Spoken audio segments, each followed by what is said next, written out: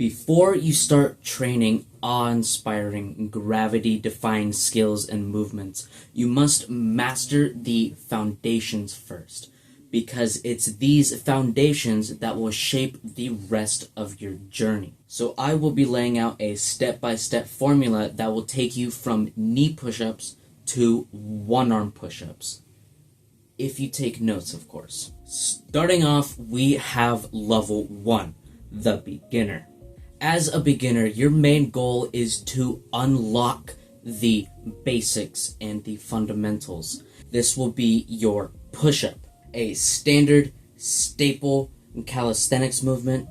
This is your functional pushing strength. If you can't do push-ups yet, you can work up to it by doing easier variations like the knee push-up and the incline push-up.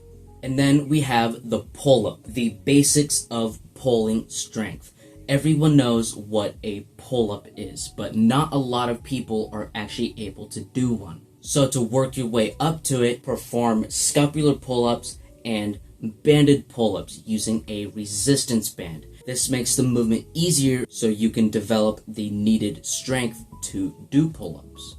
And then we have rows, or what some other people call them, Australian pull-ups. This is your horizontal pulling strength and is absolutely vital for total back development. If you can't do rows yet, you can work up to it by simulating different leg levers to pull more or less of your body weight. And for core strength, we have the hollow hold. This is the absolute basics of functional core strength. You see this core position in your lever movements, like your planche and your front lever, and even it is used in the handstand. At the beginner level, you don't have a lot to start out with, and odds are you probably haven't been training that much, meaning your body is relatively new to training stimulus. This means that with this brand new stimulus, once you start training, your body is gonna go, oh shit, due to what some in the gym community call as newbie gains. This is essentially just your body's recomposition to this new stimulus and its fast adaptation to it. So to take advantage of this new stimulus and these newbie gains, we are going to be training to failure often. This means that with your knee push-ups, you're going to perform your sets to failure more often than you don't. This will have you unlocking the standard push-up faster. And with your pull-ups, this means your banded pull-ups to unlock your pull-up faster. And if you are relatively new to training consistently, I'd recommend full body workouts so you have less training frequency and are more able to stay consistent with your training, because consistency is a lot more important than how hard you train every session. So by sticking to a training split that you can train consistently, this will be your best choice. Next, for level 2, we have the proficient athlete. This is where you aim to perfect the foundations. This means that you can do several reps in a single set with clean form and full range of motion. For push-ups, you are aiming about 20 to 30 reps all the way up, all the way down, chest touches the ground with proper form. This means core engagement, glute engagement, and keeping your elbows tucked at a 45-degree angle or less.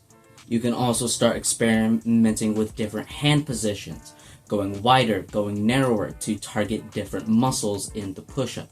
And it is also at this level where you can start training a different variation of push-up called the pike push-up. This is the #1 shoulder builder for calisthenics, being the bodyweight overhead press. This movement simulates overhead pressing that you will eventually use in handstand push-ups. For pull-ups, you're aiming for about 10 to 15 clean reps, all the way up, all the way down, elbows locking and chin over the bar. Experimenting with different grips, going wider, going narrower, using the neutral or the supinated grip, aka the chin up. For rows, you're shooting for about 15 to 20 clean reps. All the way down, elbows locked, and all the way up, chest touches the bar. You can also experiment with different grips, going wider, closer, neutral, and supinated grips to target different muscles. And once rows get too easy, you can start elevating your feet to pull more of your body weight, or using equipment to your advantage, like rings, to make the movement more difficult without actually using a different variation or progression. And next, we have a calisthenics staple, the dip. The dip is a essential calisthenics movement found in many of the different pushing skills, and it is absolutely vital that you are comfortable in this movement. As a proficient athlete, you have developed basic body strength and awareness to start training the basic skills, like eventually unlocking the L-sit and training for the handstand. In this level, you want to train for technique, form, and building good habits that you can use later on in your journey. You want to perfect the fundamentals with high rep sets and volume to get used to the planes of motion, the different motions that your joints have to go through, setting good standards for the road to come. Next, we have level 3, the intermediate, or what I like to call not your average gym bro. It is at this level where you learn to expand the foundations. This means harder variations, harder progressions, performing the foundational movements with extra weight, doing weighted movements, and then using equipment to your advantage. For example, we have the push-up. You can start doing explosive push-ups for that power output.